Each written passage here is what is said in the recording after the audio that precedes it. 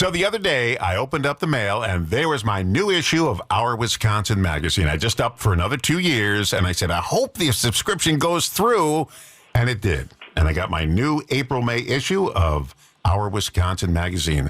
My wife and I look so forward to this magazine every 2 months, and we stretch it out reading the articles so they don't, all go away in a month. And with me is the editor of Our Wisconsin magazine, Mike Beno. And I praise you. I don't know how you put this thing together every 2 months. It's such a wonderful magazine. The pictures, the gloss, the stories, the way it's well written.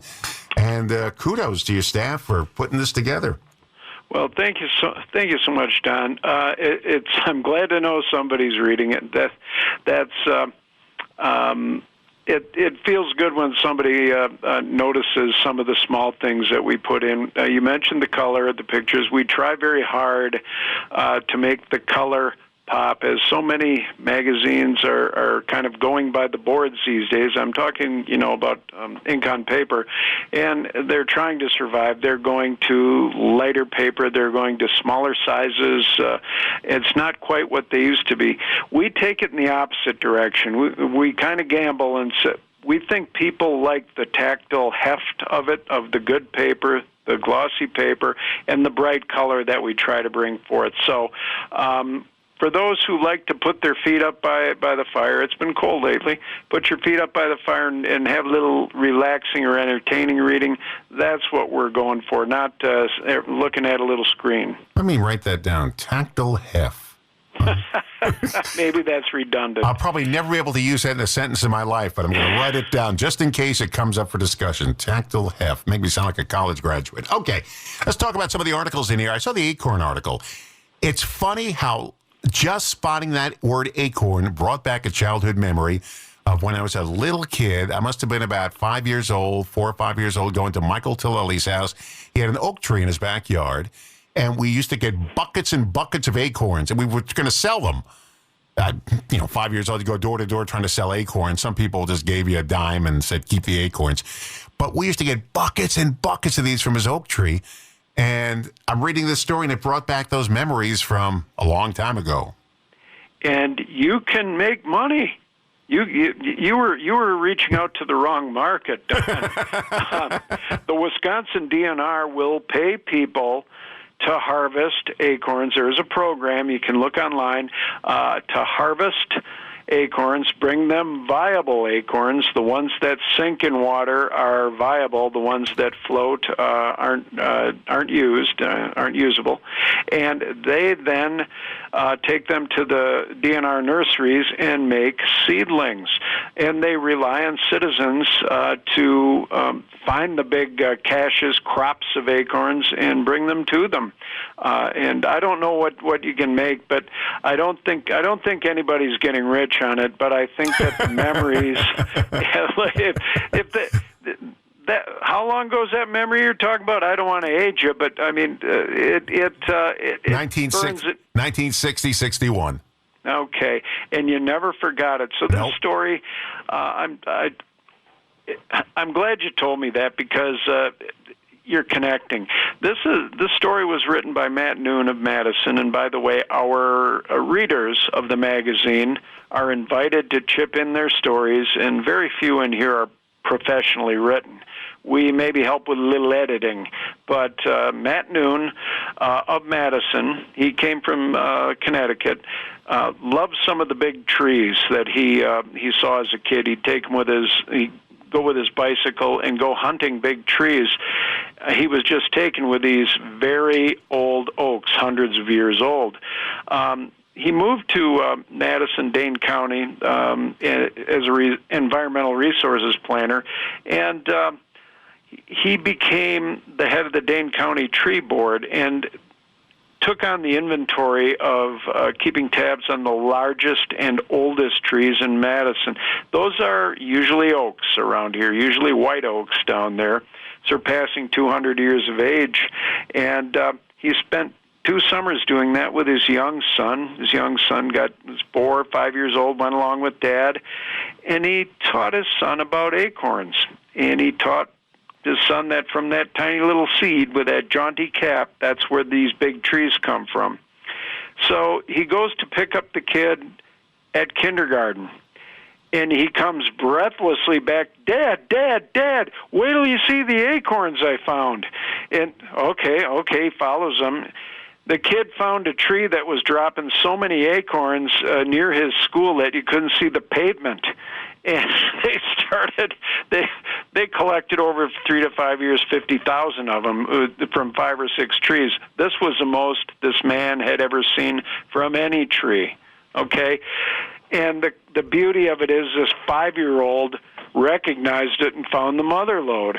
And from there, they got the principal of the school involved. Now, many elementary schools are involved getting kids to not only harvest acorns, but they've set up small nurseries and they're growing seedlings for transplanting all around Wisconsin. There's 5 or 6 schools, and there's more. They set up a whole heritage oak progeny project, and they've got 7 self-sufficient nurseries just in Dane County alone, 1,000 trees they've grown from it, and there's probably 8 or 10 elementary schools involved. So they've set up a little learning program with that could be absorbed into curricula of elementary schools, and they're letting this go statewide.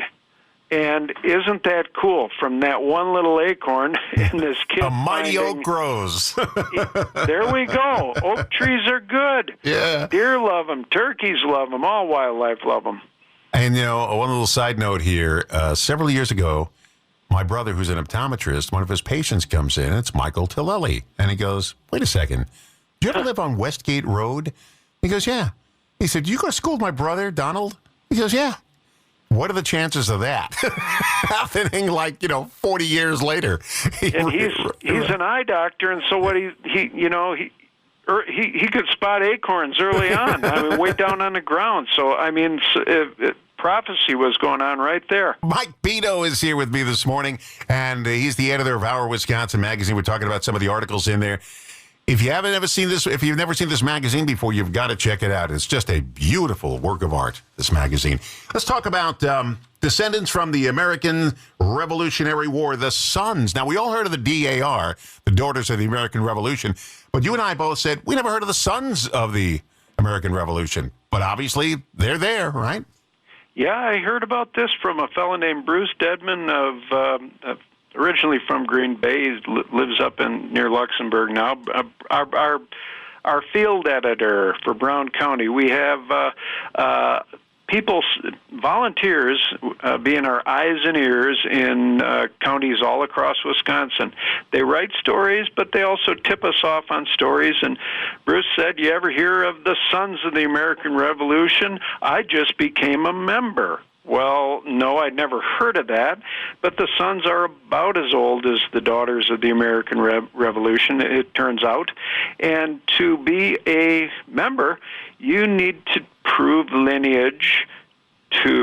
direct lineage to a Revolutionary War ancestor, somebody who served, and they have methods for doing that. It sounds difficult, but you can, if you establish that, then you can be part of this group. And what drew me to this story in particular was, I'm a Wisconsin native. I never knew that there are 41 veterans of the American Revolution, soldiers, buried in Wisconsin. They made their way here after everything happened in Lexington and Concord and up and down the East Coast. They made their way here, and some are Native Americans from Wisconsin, and they were big in that whole fray as well, from the coast on out to here eventually. Highly interesting. I like I said, I always think of Massachusetts when I think of the Revolution.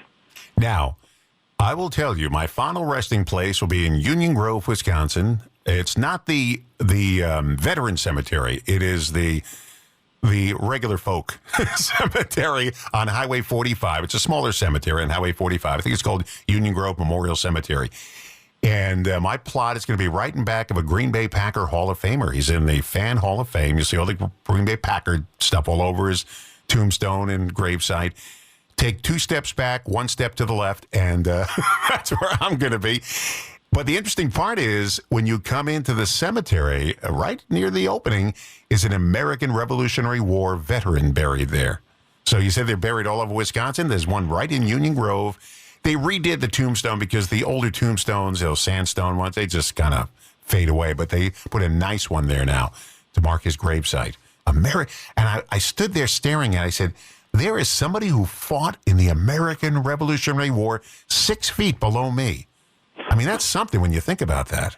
It is. It's a neat tie to history. And the Sons of the American Revolution in Wisconsin, they have a website with a listing of all the veterans' websites. They go and tend the graves. It's wissar.org, WISSAR.org.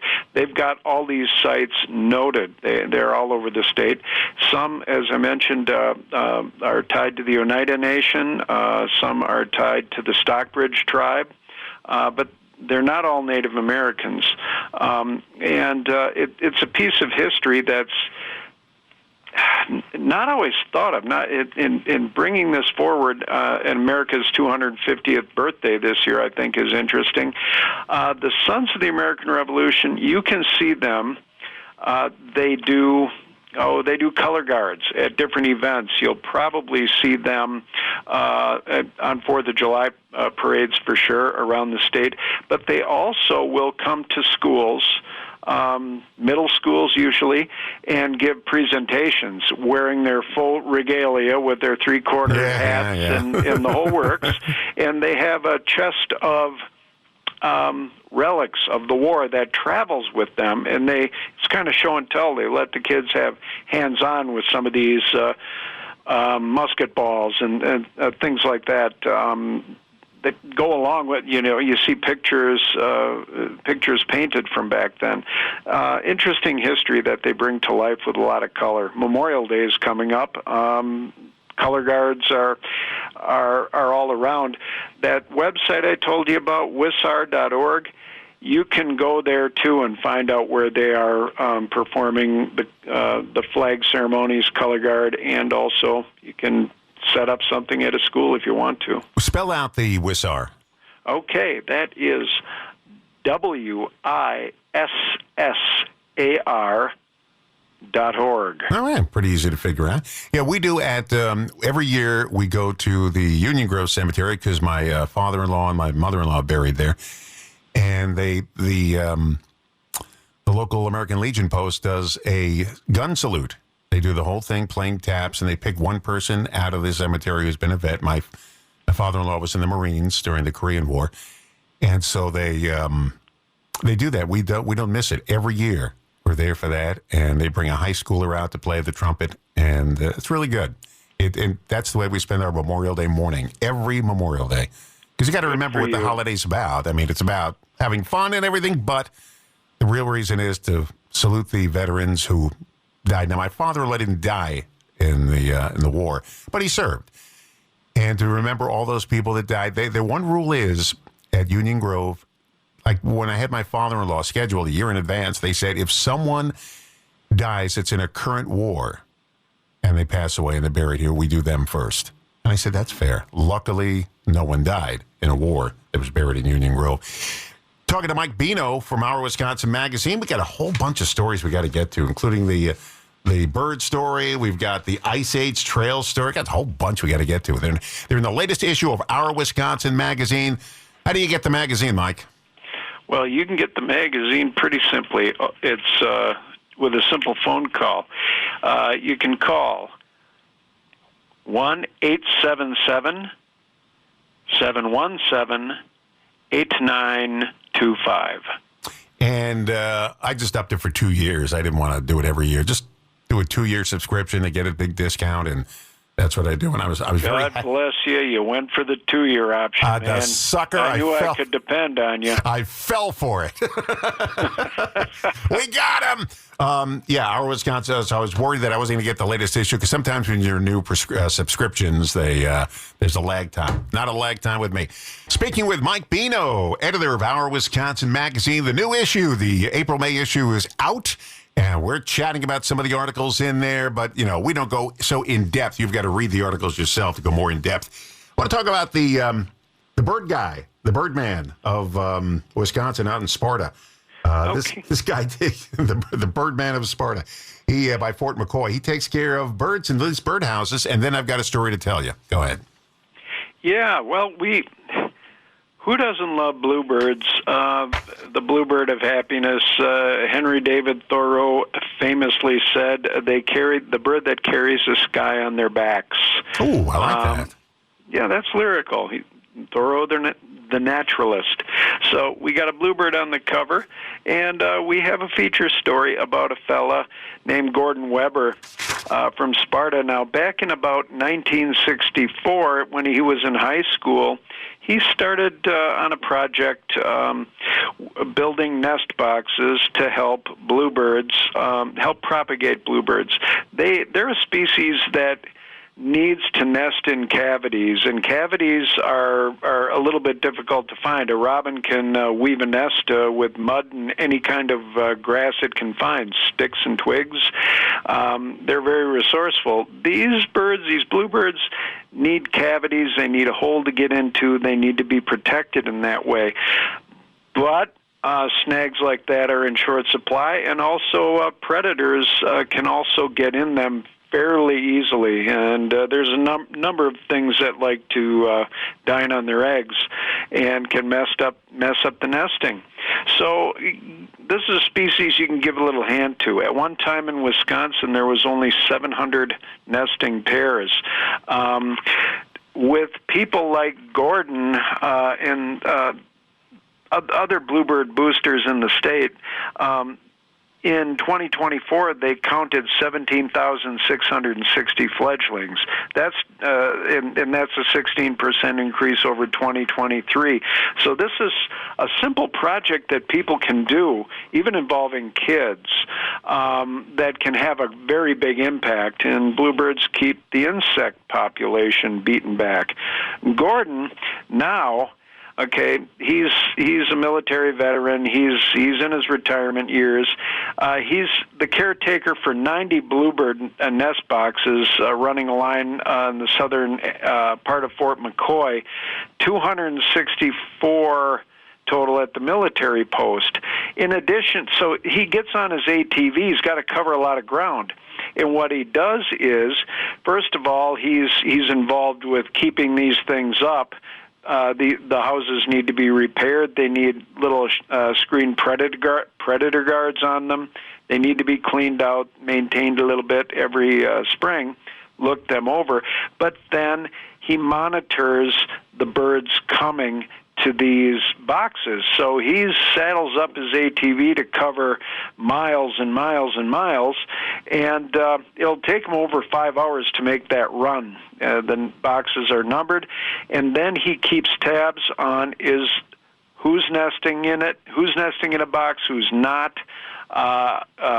If there are bluebirds in there, then he keeps tabs on the clutches of eggs. They lay three to six eggs.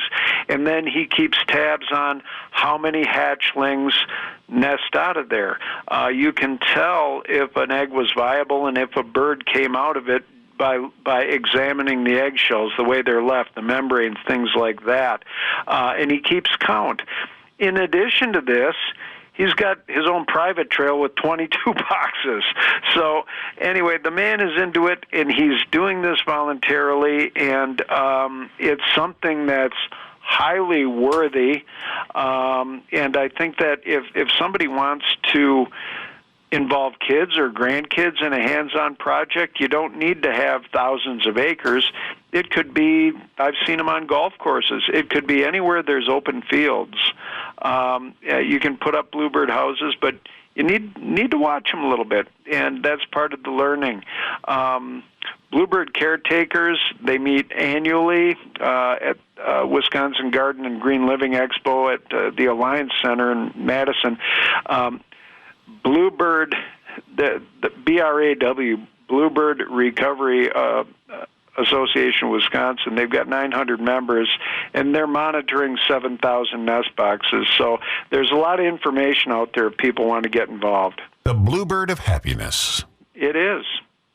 I love watching birds. And this is a story I read this morning. Actually, I saw the video yesterday on my prep service. This is out of New York City. A tiny American woodcock became a star in Bryant Park, that's in Lower Manhattan, by performing its cute little dance for spectators. Now, to describe it, he's keeping the beat with his body, and he's just walking around keeping the beat. And you can actually put a song to it. It really is cute. People are stopping by after work to check out the bird do his thing, and they're even making friends with other bird fans. These are diehard New Yorkers. And in the city that rarely pauses, it's cool that one small bird is giving people a reason to connect with nature and each other. What one of the bird aficionados there said that these birds looking for a green spot to take a rest on their travels. And, of course, in Manhattan, you got Central Park, and that's about it. There's very little green spots. But in Bryant Park, this little American woodcock found the spot. And he's just there. He's resting. He's not. Then all of a sudden he does his dance, and everybody starts, wow, look at that, taking videos of him. And one guy said, and this is a quote from him, I came down to see what all the hype was, to see if it was really a hype. And he goes, you know what? It lived up to it. So they're coming down from all these big, tall skyscrapers to watch this American woodcock, a little birdie, in Bryant Park in Lower Manhattan. Isn't that something? I'm heartened to hear that there are woodcock in New York City. Woodcock, there are many around Wisconsin. They are a migratory bird, and they're famous. We're going back to Thoreau, but many writers have talked lyrically about how they soar, they dance, they fly up into the sky as part of their mating ritual, usually in the evenings, and they're drawn to wetlands. They've got a long beak, and they find their worms and their food in wet areas, and I would say they're an indicator species of when there's a decent little piece of habitat there. So New York, I wouldn't have thought about that, but they're drawn to wetlands, and you find them there, usually in the fall, usually about September, something like that. But this time of year, they're migrating as well. So they're a harbinger of spring. They are around in the fall. Some hunters hunt them, but usually they're laying off them these days. Yeah. And it's there's a heritage of them in the state of Wisconsin, and I'm glad that you brought that up. Yeah, it's the person said he's on a journey, and he stopped for a few days, and he'll be on his journey again, and probably never come back. So enjoy it while you can. I saw the video. Channel 7 Eyewitness News in New York City did a whole story on this little bird and the people watching him, and you see the smiles on these faces when he does his dance. They're probably odd-looking birds. They have a big eye. They have a long bill. They have short wings. They're not all that big, and somebody once said they look like a bird that was put together with a bunch of parts from other birds. Aww. This is what's so cute. We're talking with Mike Beno, editor of Our Wisconsin Magazine. There's so many things in this new issue of Our Wisconsin Magazine, the April-May issue. I just upped for another 2 years so I can relax. I'm set. I don't have to worry. It's going to go in my mailbox every 2 months. Let's talk about testing the waters, hitting the road. Waukesha County. And when you get to 10 chimneys, pause. I will do that. Waukesha. Now, actually, I lived in Waukesha for a while. That's the way they say it there, and nowhere else. When I grew up in Green Bay, I always heard of Waukesha. So in Waukesha, Spring City, in the Springs era, they call it 1868 to about 1914. Waukesha was famous for its healthful spring water. It became known as the Saratoga of the West. Doctors, when people were feeling a little peaked, would recommend that they go there and try some of the healthful waters. That there were public baths. There were places downtown Waukesha tied to this, and it was big business. People would come in on the trains from great distances away to partake of the healthful spring water. Over time, that phased out, and to this day, there is still some of that going on, just south of Waukesha Township, south, heading toward the little burg of Big Bend, down off Highway 164. There is Hygeia Spring, okay, the Greek goddess of health, Hygeia, and the owners of this little piece of property have a standpipe coming up. They have a pretty little park. And it's across from the local church and in Plainview. And people are invited to come there, bring their vessels, their jugs, what have you, and stand at this little spigot at the standpipe and take all you want home. Yeah, we do that here at the Rustic Springs in Kenosha. Yeah, same thing. Super. So you can still get some of this water, some of this Waukesha water up there, and that's just the beginning of it. Talk about 10 Chimneys. I don't want to run out of time. We're going to move to 10 Chimneys. Okay, 10 Chimneys. That's a little bit further away. That's kind of a little bit west town, heading into Genesee the Depot. Kettle Moraine. Yeah. And there were two famous stage actors, Lynn Fontaine and Alfred Lunt. And they retired to this place in Genesee Depot, 10 Chimneys. It's a beautiful mansion, not all that big as mansions go, but it's beautifully adorned with antiques and such of the period. You have something? Have you been to 10? Yeah, I've been there. Chimneys? I've been there 4 times. And I went there. My wife bought me an evening with, what is the guy's name from Turner Classic Movie? He was the first host of TCM. Just went out of my head. Bought me an evening with him, and he's no longer with us, but I got to talk to him. And they have these people come in for master classes and so forth where you can speak to actors. They come in, they chat with people. Here are some of the famous people that have stayed over as guests of the Lunt Fontaines. And by the way, there's a Broadway theater. If you go see a Broadway musical or something, Broadway show, the Lunt Fontaine Theater on Broadway, named after them. Here's some of the famous people that slept over there as guests of the Lunt Fontaines: Noel Coward, Sir Laurence Olivier, Katharine Hepburn, Helen Hayes, Carol Channing, Helen Hayes. The list goes on and on and on of all these famous people that stayed there at 10 Chimneys. And I got to tell you, it's in Genesee Depot, and back in the day, that was a big schlep to get out to Genesee Depot. I mean, it's not like you could just, hop on a train and be right there, or a bus. And these people did it because it was out in the country. It was relaxing. It was a beautiful home. And by the way, you can take tours of 10 Chimneys, the home and everything. They have docents giving out the tours on a regular basis. They have a beautiful gift shop there, and you walk the grounds. And just to know that you're in the bedroom where Sir Laurence Olivier slept. Whoa. How great is that? So anyway, I loved it. 4 times we went. Is there actually 10 Chimneys? Yes, they claim there are. Didn't count them, but the docents say yes, there are, because there are fireplaces all over the property, and you have to count the outhouses too. They have like the smokehouses, things like that have chimneys in them. You count them all. I've heard there are 11 chimneys, but I don't know. I can't count that high. But she was an English actress, and she took to the woods here. You're in the Kettle Moraine, which is that rolling glaciated part of Wisconsin, which you got a lot of highs and lows, and with the woodlands around it, it's a very special place, It doesn't surprise me that they would leave the big city and retreat to a place like this. It's still very wooded and pretty. Yeah, they were the toast of Broadway. They lived in Manhattan, and they were in all these Broadway shows together. They made one movie together, only one. It wasn't a hit movie. It was just it's notable that they were both in it together, and that's it.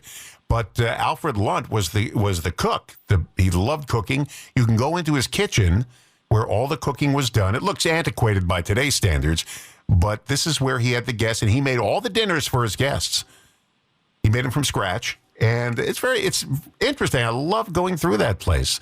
And by the way, we're just running out of time, but I got to tell you, you have a contest, a monthly contest, or bi-monthly contest now, where you have to spot the hidden W's in the ads in the magazine. And I was looking through the list of winners, and I see you had a winner from Brown Deer, Wisconsin, where I used to live. I had a home in Brown Deer. I see you got a winner from there. And Newport Richey, Florida, where my daughter lives. There's a winner down there, too. So I guess you have subscribers all over the country, huh? We have subscribers in all 72 Wisconsin counties and all 50 states, several foreign countries as well. But, we're the Hidden W contest.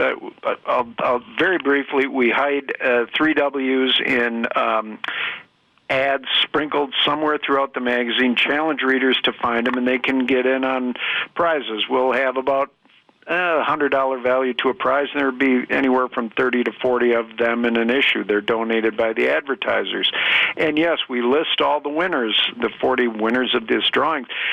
Readers go right to that list and look for their neighbors, and they call their neighbors and say, "Hey, you won. And sometimes that's the way people find out, because we send out paper mail to them and say, "Here's what you won. Here's how you get your prize," etc. So, yeah, people get buzzing about that. They look for those. That's what I did. I ran right to it to see anybody I know win. And the guy in Brown Deer, I don't know him, but Brown Deer is a small little town. And also Newport Richey. I said, I'm going to call my daughter. Somebody won. Like, she's going to care. Very quickly, yesterday, we got a call from Bruce and Jody Wilsey, some winners in Boulder Junction, Wisconsin. Same thing. The people at their church learned that they won O&H Danish Kringle from Racine, a big package, right, is coming up to them. All the church people started beating on them. Bring it here for coffee. You got to share with us. Did you read the magazine? No, I read the magazine and found the W's. Okay, real quickly again, how do you subscribe to Our Wisconsin magazine?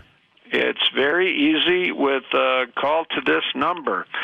Just give a call to 1-877-717-8925.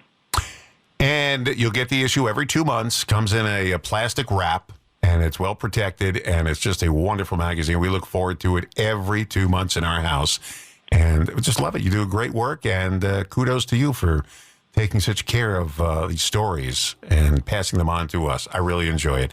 And if thanks for that, Don. And if you missed any part of this conversation today, any of the stories, they'll be podcast. And you can check it out at WRJN.com. Just search Don Rosen Show, and it'll be there. And you can listen to it again in case you missed any of it. Michael, we'll see you again in 2 months. Say hello to your staff for us. They're very nice when I call. I say, is Mr. Beno there? This is Don Rosen. Oh, Don, hold on. And we're like, they part the waters and you just have that effect on people, Don. No, normally I get the click on the phone. So hang up. Mike, enjoy yourself. Enjoy the next 2 months, and we'll talk to you then, okay? Okay, we'll see you then, Don. Well, thank you. Mike Beno, everybody, from Our Wisconsin magazine.